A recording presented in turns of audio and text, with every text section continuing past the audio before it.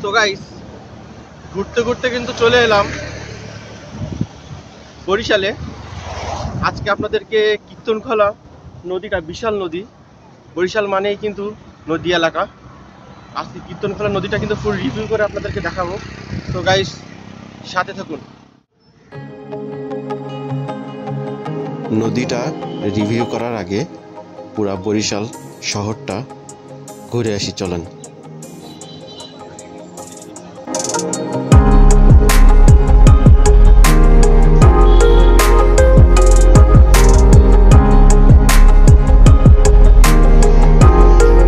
এটা কিন্তু বরিশালের বিশাল বড় লেক।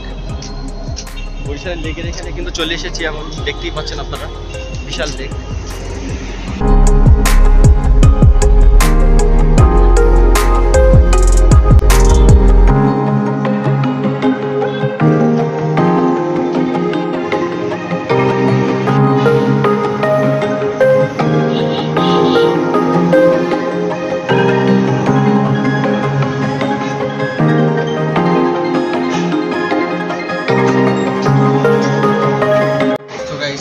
ঘুরতে ঘুরতে কিন্তু চলে এলাম বরিশালের মিষ্টির দোকানে।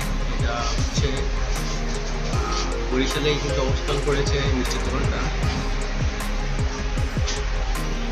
সাতক্ষীরা মিষ্টান্ন ভান্ডার। মানে বরিশালের ভিতরে সাতক্ষীরা মিষ্টান্ন ভান্ডার একটা মিষ্টির দোকান পেয়ে গেলাম আমার এলাকায়। তো দেখুন, অর্ডার করছে একটা রুটি, জিলাপি এবং রসের মিষ্টি। সো 3 রকম। এই জিনিসটা কিন্তু বরিশালে কিন্তু খুবই বিখ্যাত। বরিশালে খুবই একটা বিখ্যাত জিনিস এটা। রুটি দিয়ে কিন্তু মিষ্টি খেতে বরিশালের লোক খুবই পছন্দ করে। তো আমিও ট্রাই করলাম এটা।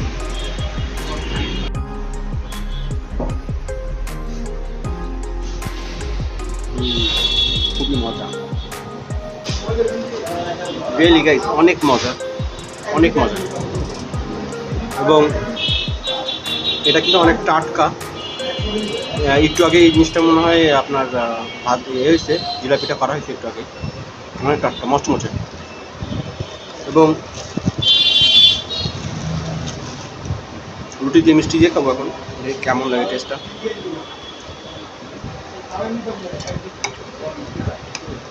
অস্থির গাইস, অস্থির, সেই। তো গাইস, অসাধারণ মিষ্টি। এটা হচ্ছে আমার বাড়ি যেহেতু সাতক্ষীরা, ঋত্বিকা সাতক্ষীরা মিষ্টান্ন ভান্ডার। আপনারা যারা বরিশালে বেড়াতে আসবেন তারা কিন্তু অবশ্যই এখানে মোবাইল নাম্বার আছে, মোবাইল নাম্বারটা দেখে কিন্তু এখানে মিষ্টি অর্ডার করতে পারবেন, আইসে কিন্তু মিষ্টি খাইতে পারবেন। তো আমি কিন্তু মিষ্টিটা খাইলাম, অসাধারণ লাগছে আমার। গাইস, আজকে আরও দেখি সামনের দিকে যাব। তো এখান থেকে এখন বিদায় নেব।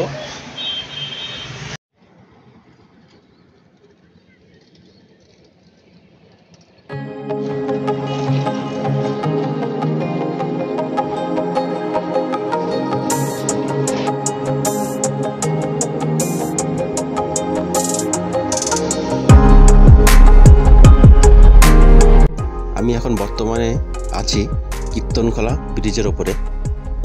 এই ব্রিজটি অতিক্রম করলে দেখতে পাবো বরিশালের বিশাল ইউনিভার্সিটি, বরিশাল ইউনিভার্সিটি।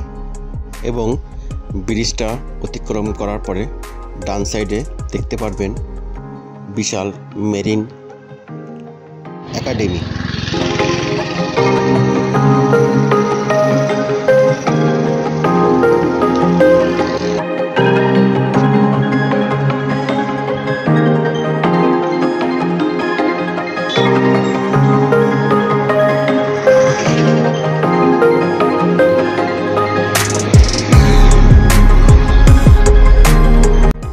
এই ব্রিজের নিচে কিন্তু বিশাল একটা জনবসতি বসবাস করে, যাদেরকে নদী এলাকার লোক বলা হয়।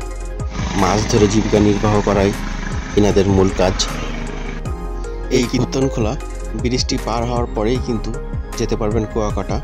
মাত্র 110 কিলোমিটার দূরত্বে অবস্থান করতেছি কুয়াকাটা থেকে। এই 110 কিলোমিটার পথ অতিক্রম করলেই কিন্তু আমরা কুয়াকাটা সমুদ্র সৈকত দেখতে পারবো।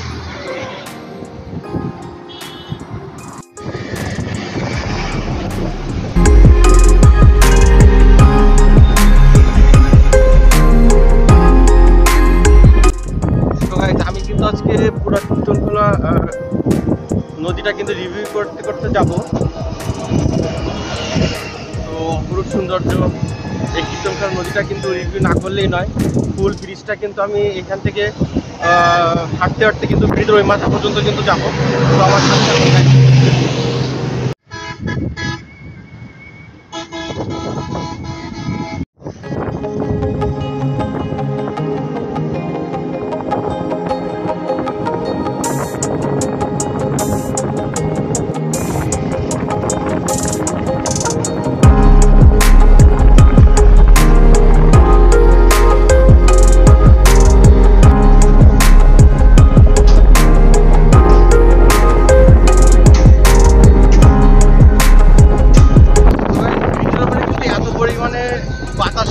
বইতেছে যে আপনার দাঁড়ায় থাকা কিন্তু মুশকিল হচ্ছে, মনে হচ্ছে যে আমাকে ঠেলে অন্যদিকে নিয়ে যাচ্ছে। তো অসাধারণ কিন্তু লাগতেছে আমার। আর প্রচুর পরিমাণে একটু পর পর কিন্তু বৃষ্টি হচ্ছে। তো এখন পর্যন্ত কিন্তু বৃষ্টি আসে নাই, কিন্তু আকাশে কিন্তু প্রচুর পরিমাণে মেঘ করছে, একটু পরে কিন্তু বৃষ্টি আসতে পারে গাইস। তো যতটুকু পারবো আপনাদেরকে কিন্তু ব্রিজের এই মাথা থেকে ওই মাথা পর্যন্ত রিভিউ করে কিন্তু দেখাবো গাইস। তো সাথেই থাকুন।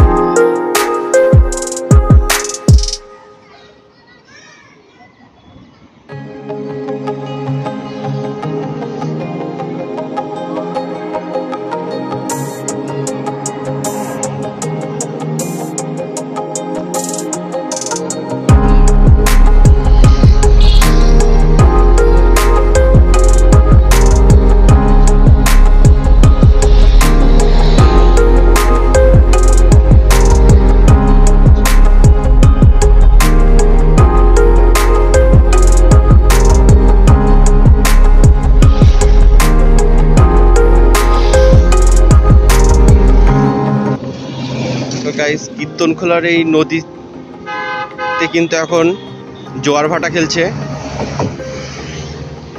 কীর্তনখোলা এই নদীর যখন ভাটায় পরিণত হয় নদীটি, তখন কিন্তু এই নদী থেকে বালি তুলে তুলে এইখানে সংরক্ষণ করা হয় নদীর পাড়ে।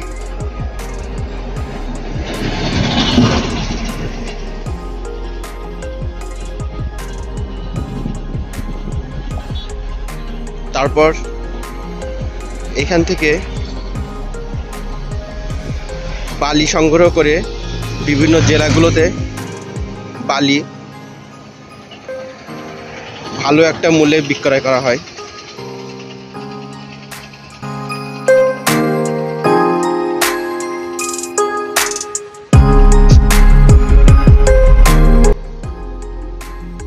নদীতে কিন্তু প্রচুর পরিমাণে জোয়ার, এখন পানির স্রোতের পরিমাণটাও কিন্তু অনেক বেশি। জোয়ার যতটা বেশি থাকবে, লঞ্চ, স্টিমার, জাহাজ ততটা বেশি পরিমাণে কিন্তু নদীতে চলাচল করবে।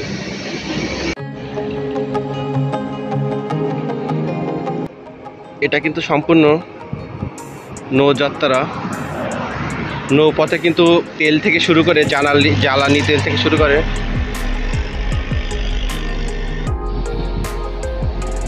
বাইরে থেকে যে সিমেন্টগুলো আসতেছে নৌপথের মাধ্যমে, সেই সিমেন্টগুলো কিন্তু এখানে ফ্যাক্টরিতে কিন্তু সংরক্ষণ করা হচ্ছে।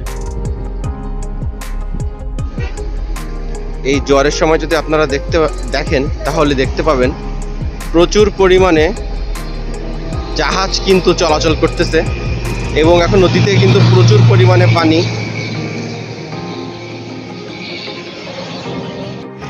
এই কীর্তনখোলা নদীর পাশেই ছেলেরা কিন্তু ফুটবল খেলছে। ফুটবল খেলার কথা মনে পড়লেই সেই শৈশবের কথা মনে পড়ে যায়। খুব অসাধারণ লাগছে ফুটবল খেলাটা ব্রিজের ওপর থেকে দেখতে। কীর্তনখোলা নদীটি পার হয়েই কিন্তু চলে এলাম বাংলাদেশ মেরিন একাডেমি বরিশালের সামনেই। বিশাল বড় এরিয়া জুড়ে বাংলাদেশ মেরিন একাডেমিটি অবস্থান করেছে।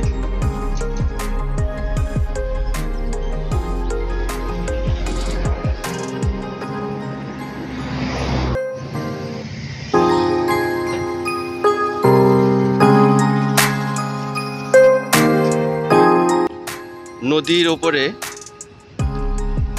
সূর্যের এই তাপমাত্রাটা, নদীর ওপরে সূর্যের এই আলোটা পড়ায় পানিগুলা ঝিকমিক ঝিকমিক করতেছে। এই নদীর সৌন্দর্যটা যেন আরো বেড়ে গেছে সূর্যের এই আলোটা লেগে।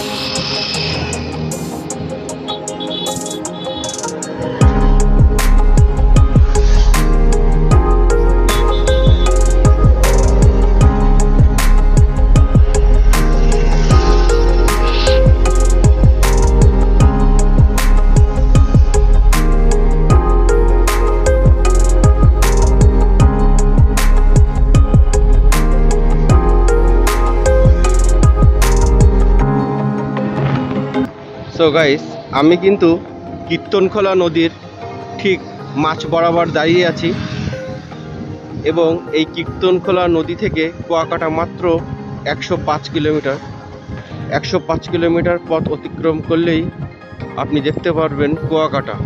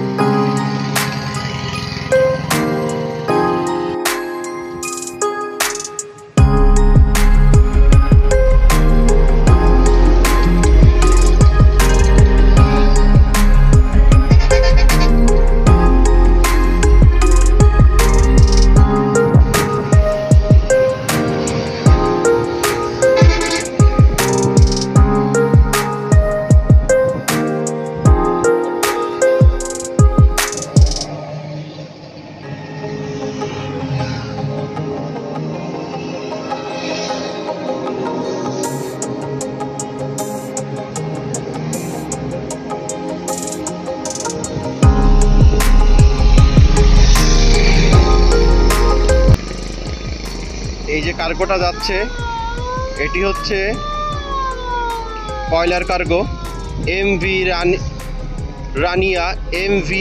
রানিয়া 11C2148।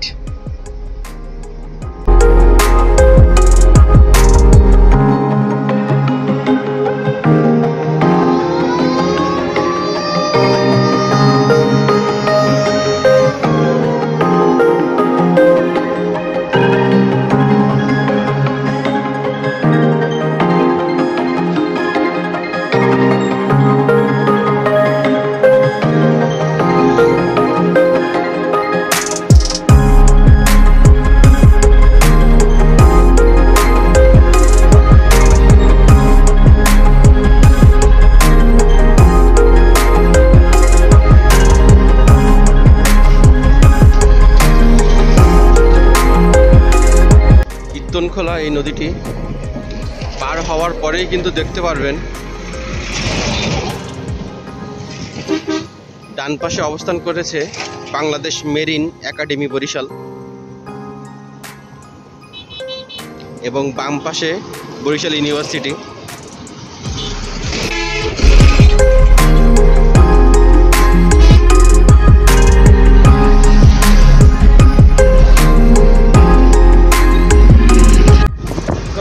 বৃষ্টিতে কিন্তু ধরা খেয়ে যেতে হবে, প্রচুর পরিমাণে বৃষ্টি হচ্ছে ওইদিকে এবং এই পর্যন্ত কিন্তু বৃষ্টি চলে আসছে। বৃষ্টি ধরে ফেলা দেবে তো আর কিন্তু ব্লগিং করা সম্ভব হবে না, তো এই পর্যন্তই কিন্তু স্থগিত থাকলো। আর পরবর্তীতে সামনে কিন্তু আবার দেখি কী করা যায়। এখানে কিন্তু দাঁড়ানোর কোনো স্থান আমার নাই।